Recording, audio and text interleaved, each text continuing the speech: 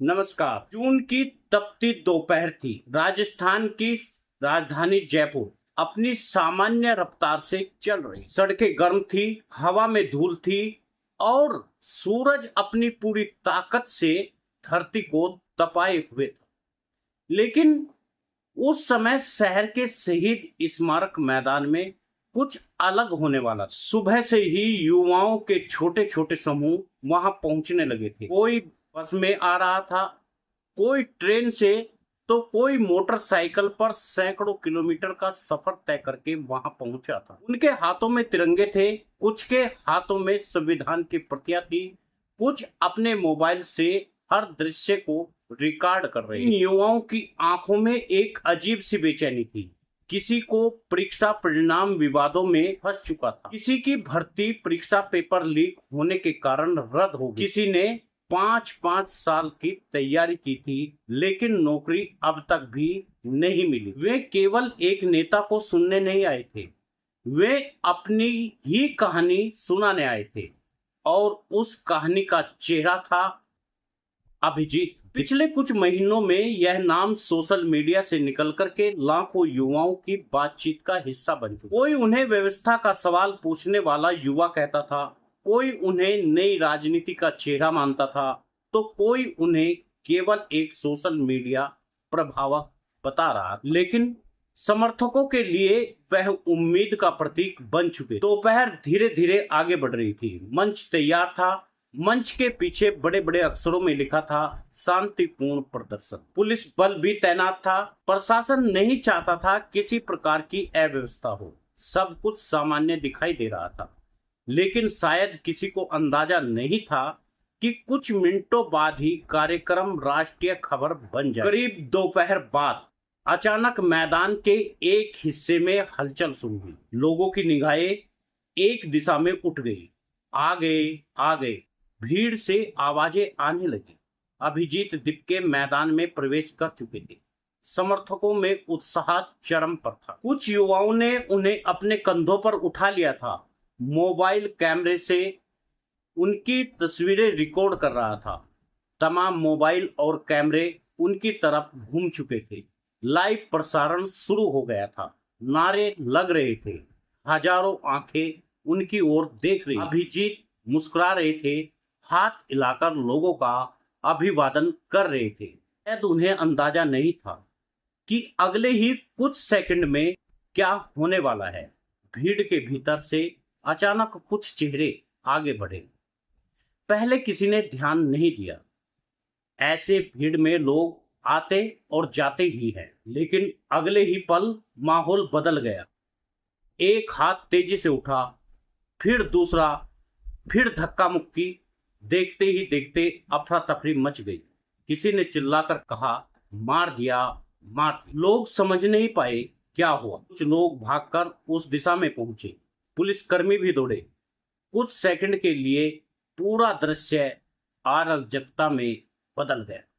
जो लोग कुछ मिनट पहले नारे लगा रहे थे, अब में स्तब्ध। मोबाइल कैमरे उनका स्वागत रिकॉर्ड कर रहे थे, अब वे संघर्ष की ये तस्वीरें रिकॉर्ड कर रहे थे। अभिजीत दिप्के को सुरक्षा घेरे में लेकर के मंच की ओर बढ़ाया गया।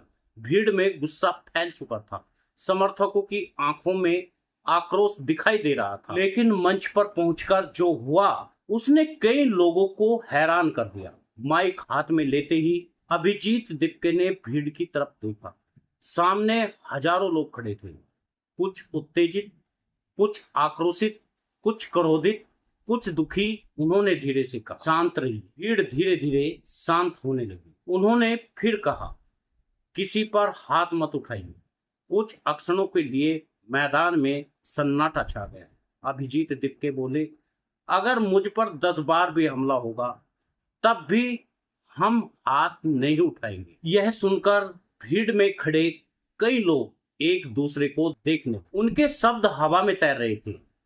गर्मी अब भी थी, धूप अब भी थी, लेकिन माहौल बदल चुका था। इसके बाद उनका भाषण शुरू हुआ, लेकिन वह भाषण केवल राजनीति का भाषण नहीं था। वह उन युवाओं की बेचैनी की कहानी था जो वर्षों से प्रतियोगी परीक्षाओं की तैयारी कर रहा था। उन्होंने पेपर लीक की बात की, उन्होंने छात्रों की समस्याओं की बात की, उन्होंने उन परिवारों का जिक्र किया जिन्होंने अपने बच्चों की पढ़ाई के लिए सब कुछ दांव पर लगा दिया। भीड़ में खड़ा हर युवा जैसे अपने जीवन का कोई हिस्सा उस भाषण में खोज रहा हो। किसी को अपनी असफल परीक्षा याद आ रही, किसी को रद्द हुई भर्ती याद आ रही थी, और किसी को अपने पिता का कर्ज याद आ रहा था, और किसी को अपने गांव से शहर तक का संघर्ष याद था। भाषण खत्म हुआ, फिर नारे लगे, लेकिन